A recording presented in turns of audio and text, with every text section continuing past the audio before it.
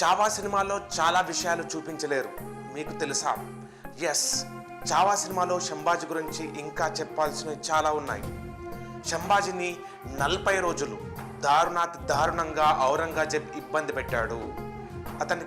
అతన్ని నాలుక తీయించాడు, అతని కళ్ళు పీకించాడు. 40 రోజుల తర్వాత అతన్ని శరీరాన్ని ముక్కలుగా నరికి తారాపూర్ త్రివేణి సంగమంలో నదిలో పడవేయించాడు.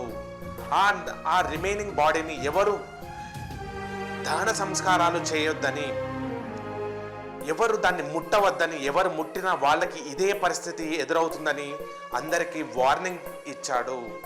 ఈ 2 ప్లేసెస్లో అతన్ని చాలా దారుణంగా ఇబ్బంది పెట్టాడు.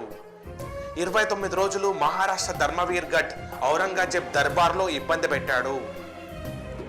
11 రోజులు తారాపూర్, మహారాష్ట్రలోని తారాపూర్లో ఇబ్బంది పెట్టాడు. అతను చనిపోయిన తర్వాత అతని బాడీ పార్ట్స్ని చాలా ముక్కలుగా చేసి త్రివేణి సంగమంలో ఇంద్రవేణి, భౌమ, బామ ఈ 3 నదుల త్రివేణి సంగమంలో చల్లాడు.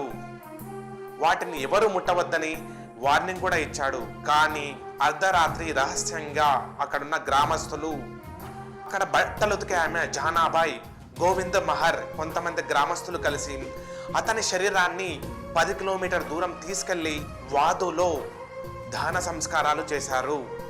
ఇప్పటికీ కూడా అతన్ని బంధించిన సంఖ్యలకు గుడి కట్టి వాటిని పూజిస్తున్నారు. వాదాలో కూడా అతనికి గుడి కట్టారు. ఇలాంటి గొప్ప వీరులను మనం స్మరించుకుందాం. దేశం కోసమే వాళ్ళు అన్ని అర్పించారు. ప్రాణాలు పోయినా వాళ్ళు మతాన్ని వదలలేదు. దేశం కోసమే సర్వం సమర్పించిన శంభాజీకి జై శివాజీ, జై శంభాజీ అని ఒక కామెంట్ చేద్దాం.